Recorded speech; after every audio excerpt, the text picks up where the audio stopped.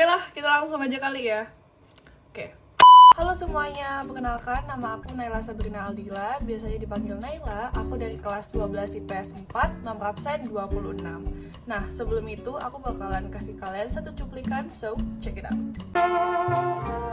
I see trees of green and roses too. I see them blue for me and you. Familiar kan? Pasti familiar dong. Jadi yang ada di video itu adalah Louis Armstrong, guys. Dia ini adalah seorang penyanyi dari Amerika yang berkulit hitam. Jadi yang ada di video itu, judul lagunya adalah What a Wonderful World, dimana lagu ini mengenai kritikan atas politik rasis yang terjadi di Amerika, terutama pada perbedaan warna kulit. Lanjut gambar ini, pasti kalian tidak asing dengan beliau. Ini siapa?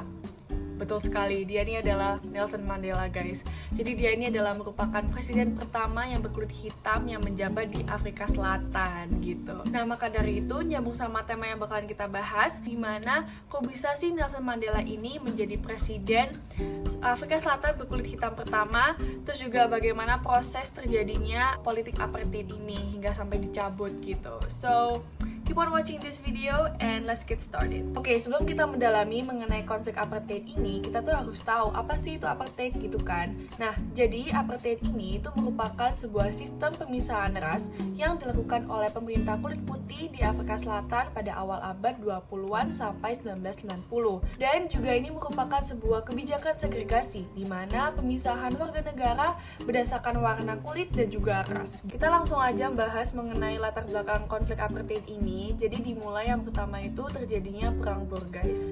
Jadi perang Boer ini itu terjadi ketika orang-orang Inggris itu datang ke Afrika Selatan, yang pastinya mereka ini punya niat untuk menguasai kawasan-kawasan Afrika Selatan, jadi secara keseluruhan gitu. Dan yang pastinya ya orang-orang pribumi, orang-orang Afrika ya nggak terima gitu kan kalau bisa dikuasain. Nah, sehingga terjadilah perang Boer ini gitu. Tapi disayangkan sekali yang menang gitu adalah orang Inggris. Jadi sehingga mendapatkan kekuasaan ya orang Inggris, dan mereka juga melakukan eksploitasi terhadap orang-orang Afrika, kayak misal diperbudak lah, terus mendapatkan jabatan kelas kedua dan yang lain-lain. Sampai Afrika Selatan itu bisa menjadi Republik Afrika Selatan dengan presiden pertamanya yaitu Hendrik Verwoerd, guys. Dimana pada masa pemerintahannya dia ini mengeluarkan sebuah kebijakan, dimana kebijakan ini itu memisahkan antara golongan warna kulit putih dan juga warna kulit hitam. Jadi semacam diskriminasi gitu, sehingga dikenal dengan nama apartheid. Kebijakan-kebijakan ini itu juga merupakan sebuah gejala sebelum adanya politik apartheid, guys. Jadi sebenarnya orang-orang Afrika ini itu sudah merasakan adanya gejala apartheid ini. Nah, antara lainnya itu yang pertama itu Native Land Act atau Undang-Undang Pertanahan Pribumi. Jadi kayak ibaratnya itu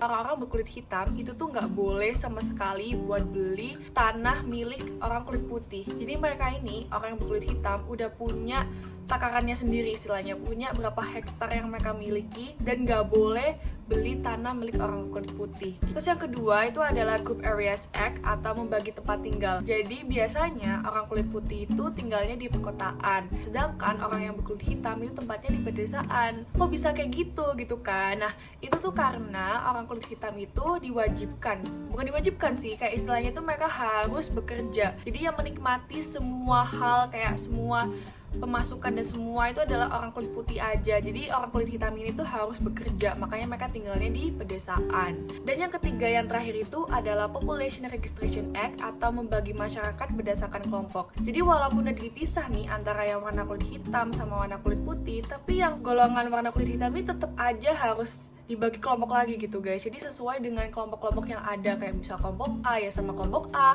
kelompok B sama kelompok B, kelompok C sama kelompok C. Jadi tetap aja dipisah kayak gitu. Sampai pada tahun 1950 akhirnya politik apartheid ini diresmikan menjadi undang-undang apartheid ini oleh Dr. Daniel Verwoerd. Undang-undang apartheid ini diwujudkan dengan beberapa aksi, guys. Nah, diantaranya itu yang pertama adalah memisahkan fasilitas publik.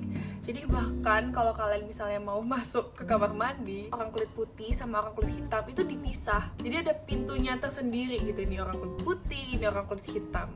Yang kedua itu adalah menolak kontak antar ras. Jadi kalau misalnya mau nikah orang kulit hitam ya sama orang kulit hitam, jadi mereka nggak boleh menikahi orang kulit putih. Yang ketiga itu adalah menolak perwakilan kulit hitam dan kulit putih. Orang kulit hitam itu tidak bisa istilahnya itu mengeluh kesah dengan adanya politik apartheid ini. Yang keempat itu adalah menentukan kepemilikan tanah dan tempat tinggal masing-masing kelompok. Terakhir yang kelima yaitu adalah menggolongkan masyarakat menjadi 3 ras, yaitu kulit putih, kulit hitam, dan kulit berwarna. Selama berjalannya politik apartheid ini, muncullah sebuah organisasi bernama ANC atau African National Congress, yang dimana aktivis-aktivis Afrika Selatan, termasuk Nelson Mandela pada saat itu, melakukan sebuah aksi protes terhadap politik apartheid, yang membuat Nelson Mandela ini harus dipenjara sementara. Tapi aksi protes mereka ini mendapatkan banyak sekali dukungan dari international response, mulai dari PBB, KAA, Konferensi Asia Afrika, atau juga dari GNB. Organisasi-organisasi internasional itu mengkritik adanya politik apartheid ini. Nah, pada tahun 1990-an, akhirnya Nelson Mandela ini dibebaskan guys dari penjara. Terus juga karena banyak sekali desakan dari kritikan international response, Presiden de Klerk ini mengumumkan sebuah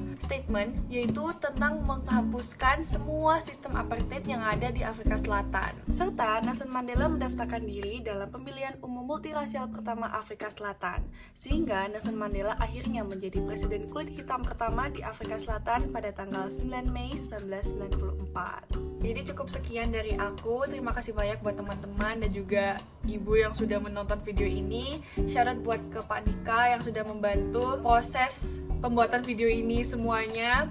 Terima kasih banyak dan mohon maaf bila ada kata-kata yang belibet dan atau enggak ada misinformation. Kita sama-sama belajar dan terima kasih banyak dan see you.